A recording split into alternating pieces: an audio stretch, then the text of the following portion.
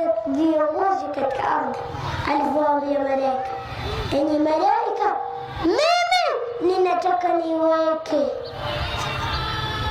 Hakusema ninataka, kwa sababu Allah akiamua jambo lake ndio hivyo, ishakuwa hivyo. Sasa utafanyaje? Ndio hivyo sasa, ishakuwa hivyo, utafanyaje?